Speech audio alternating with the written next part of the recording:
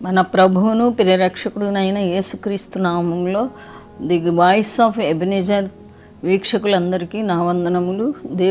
దేవునికి నా వందనాలు. దేవుడి మంచి సమయాన్ని నాకు ఇచ్చినందుకు దేవుని స్తుతిస్తున్నాను.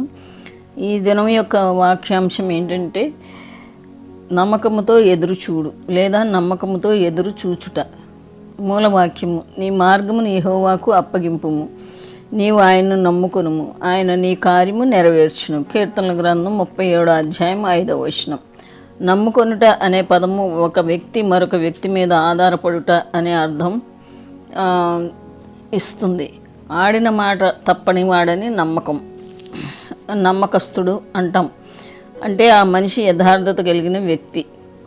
కానీ మానవుడు బలహీనుడు, అతను తప్పిపోవడానికి అనేక అవకాశాలు ఉన్నాయి. అలాంటప్పుడు మరి నమ్మకమైన వ్యక్తి అలా మాట తప్పి మనల్ని ఎంతో ఆందోళన పరుస్తాడు.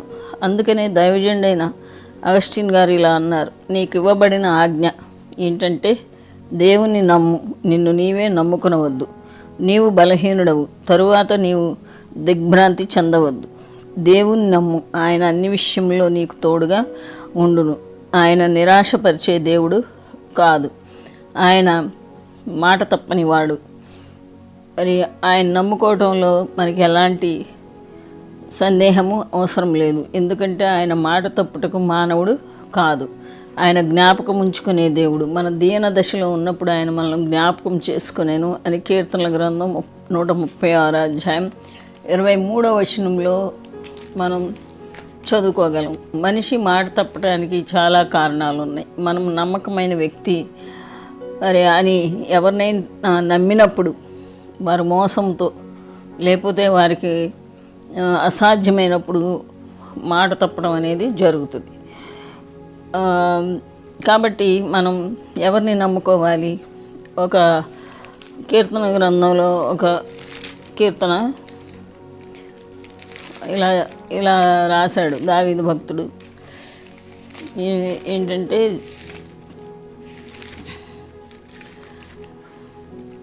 నేను తొందరపడిన వాడై ఎవడును నమ్మదగినవాడు కాదనుకున్నాను,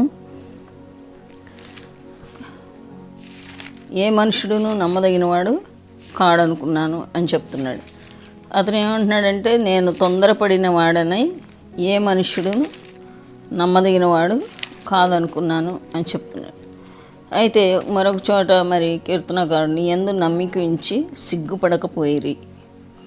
కాబట్టి దేవుని యందు మనం నమ్మిక ఉంచినప్పుడు మనం ఎట్టి పరిస్థితుల్లో సిగ్గుపడమని దేవుని వాక్యం సెలవిస్తుంది.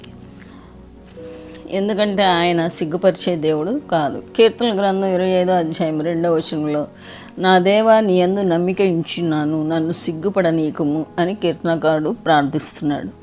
అలాగే కీర్తనల గ్రంథం 62వ అధ్యాయము 1-2 వచనాల్లో కూడా నా ప్రాణము దేవుని నమ్ముకుని మౌనముగా ఉన్నది, ఆయన వలన నాకు రక్షణ కలుగును, ఆయనే నా ఆశ్రయ దుర్గము, నా రక్షణకర్త, నా ఎత్తైన కోట ఆయనే, నేను అంతగా కదిలింపబడను. అలాగే 5-6 వచనాల్లో కూడా ఇవే మాటలు మళ్ళీ కీర్తనకారుడు రిపీట్ చేస్తున్నాడు. ఆయనే నా ఎత్తైన కోట, నా రక్షకుడు, నేను అంతగా కదిలింపబడను. కాబట్టి దేవుని వాక్యం మరి 2-3 చోట్ల రాసి ఉంది అంటే అది నమ్మదగినది. మరి ఒక వాక్యానికి ఇంకో వాక్యానికి అలా సపోర్ట్గా 2-3 చోట్ల అదే వాక్యం రాయబడి ఉంటుందన్నమాట. ఆయన వలననే 6వ వచనం ఆయన వలననే నాకు నిరీక్షణ కలుగుచున్నది, ఆయనే నా ఆశ్రయ దుర్గము, నా రక్షణాధారము, నా ఎత్తైన కోట ఆయనే, నేను కదలింపబడను. నా రక్షణకు నా మహిమకు దేవుడే ఆధారము, నా బలమైన ఆశ్రయ దుర్గము, నా ఆశ్రయము దేవుని యందే ఉన్నది. జనులారా ఎల్లప్పుడూ ఆయన యందు నమ్మిక ఉంచుడి. కీర్తనకారుడు తాను నమ్మకం ఉంచడమే కాకుండా జనులకు కూడా చెప్తున్నాడు, మీరు ప్రభువునందు నమ్మకము ఉంచండి. ఈ పాటలు పలుకుచున్న వ్యక్తి ఎవరు? ఈ కీర్తనకారుడు ఎవరు అని మనం ఆలోచించినట్లయితే ఆయన ఒక సామాన్యమైన వ్యక్తి కాదు, ఒక సామాన్యమైన వ్యక్తి మాటలు కాదు. సాక్షాత్తు ఒక మహారాజు గొర్రెల దొడ్డిలో నుండి తనను పిలిచిన పిలిచి గొప్ప రాజుగా చేసిన ప్రభువును నమ్ముకొని మౌనముగా ఉండు అని చెప్పుకుంటున్నాడు. రాజయ్యుండి సైన్యాన్ని కానీ గుర్రాలు రథాలు నా ఆశ్రయం అనడం లేదు, నా సైన్యం నా బలము అనడం లేదు. కానీ 118వ కీర్తనలో యెహోవా నా బలము, నాకు బలమును ధరింపచేవాడు ఆయనే. ఇవే మాటలు మరి 2-3 చోట్ల మళ్ళీ భక్తుడు రిపీట్ చేస్తున్నట్టుగా మనం చూడవచ్చు. కీర్తనలు 30వ అధ్యాయం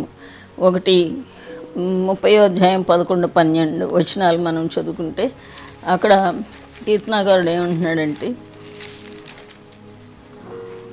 నా ప్రాణము మౌనముగా ఉండక నిన్ను కీర్తించినట్లు నా అంగలార్పును నీవు నాట్యముగా మార్చి ఉన్నావు. నీవు నా గోనెపట్ట విడిపించి సంతోష వస్త్రము నన్ను ధరింపచేసి ఉన్నావు కనుక మన గోనెపట్ట అంటే మన శ్రమను, మన కష్టాన్ని విడిపింపజేసి మన ఏడుపును ఆయన అంగలార్పును అనగా ఏడుపును నాట్యముగా చేస్తాడు.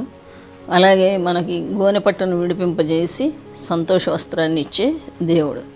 ఆయన నమ్ముకుంటే ఇవన్నీ జరుగుతాయని కీర్తనకారుడు బలముగా నమ్ముతున్నాడు. ఇర్మియా గ్రంథం 17వ అధ్యాయం 5వ వచనంలో ఇలాగా సెలవిస్తున్నాడు. ఏమని సెలవిస్తున్నాడంటే, యెహోవా ఇలాగు సెలవిచ్చుచున్నాడు, నరులను ఆశ్రయించి శరీరులను తనకు ఆధారంగా చేసుకొనుచు తన హృదయంను యెహోవా మీద నుండి తొలగించుకునేవాడు శాపగ్రస్తుడు. వాడు ఎడారిలోని అరుహ వృక్షం వలె ఉండును, మేలు వచ్చినప్పుడు అది వానికి కనబడదు. వాడు అడవిలో కాలిన నేల యందు నిర్జనమైన చెవిటి భూమి యందు నివసించును. యెహోవాను నమ్ముకునేవాడు ధన్యుడు, యెహోవా వానికి ఆశ్రయముగా ఉండును. వాడు జలముల యొద్ద నాటబడిన చెట్టు వలె ఉండును, అది కాలువల ఓరను దాని వేళ్ళు తన్నును. వెట్ట కలిగినను దానికి భయపడదు, దాని ఆకు పచ్చగా ఉండును. వర్షము లేని సంవత్సరమున చింత నొందదు, కాపు మానదు. ఎంత అద్భుతమైన వాక్యం. కనుక మరి ఎవరు కూడా దేవుణ్ణి ఆశ్రయించిన వారు ఎవరు కూడా ఎండిపోయిన చెట్టు వలె ఉండరు. ఆయన అందు మనం నమ్మిక ఉంచినప్పుడు యెహోవాను నమ్ముకునేవాడు ధన్యుడు, యెహోవా వానికి ఆశ్రయముగా ఉండును. వాడు జలముల యొద్ద నాటబడిన చెట్టు వలె ఉండును, అది కాలువల ఓరను దాని వేళ్ళు తన్నును. వెట్ట కలిగినను దానికి భయపడదు, దాని ఆకు పచ్చగా ఉండును. వర్షము లేని సంవత్సరంలో చింత నందదు, కాపు మానదు. ఈ వాక్యాన్ని మనం జ్ఞాపకం చేసుకుంటే కీర్తనల గ్రంథం 1వ అధ్యాయంలో మరొక వాక్యం మనకి గుర్తొస్తుంది.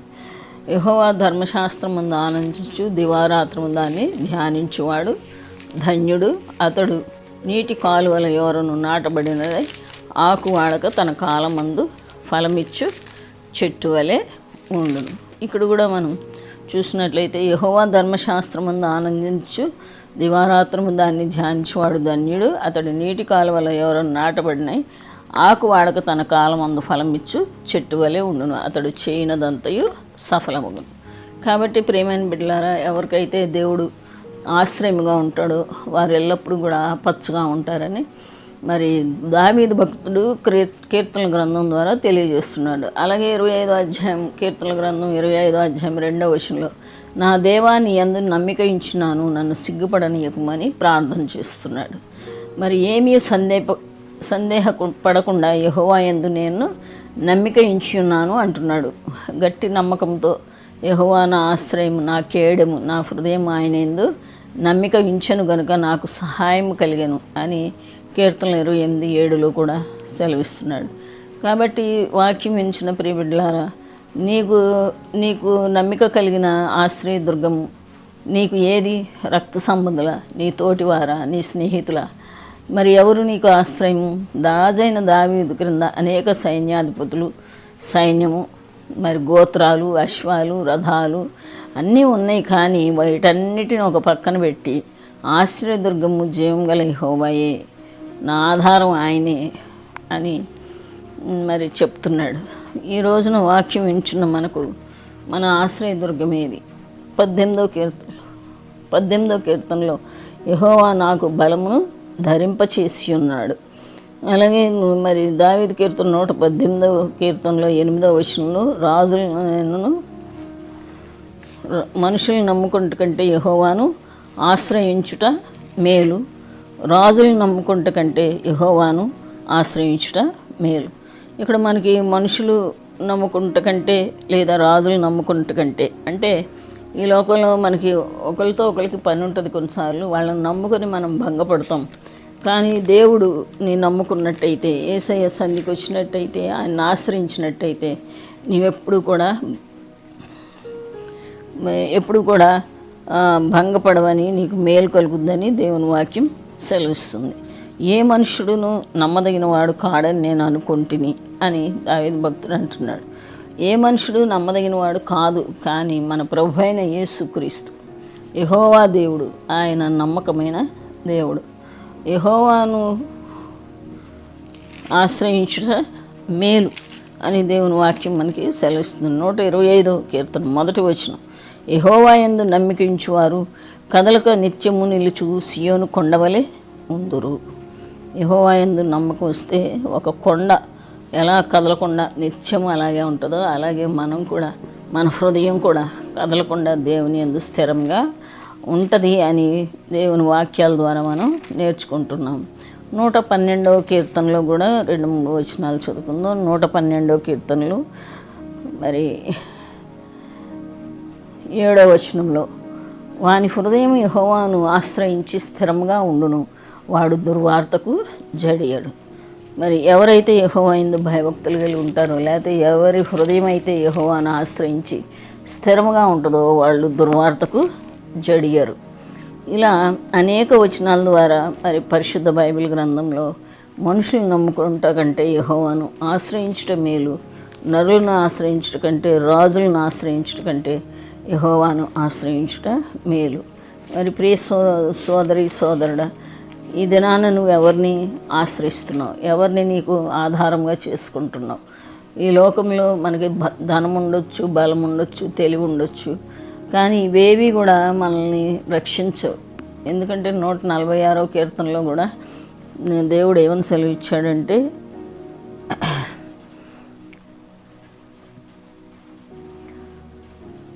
రాజుల చేతనైనను నరుల చేతనైనను రక్షణ కలుగదు, వారిని నమ్ముకొనకొడి. రాజుల చేతనైనను నరుల చేతనైనను రక్షణ కలుగదు, వారిని నమ్ముకొనకుడి. వారి ప్రాణము వెడలిపోవును, వారు మంటి పాలవుదురు,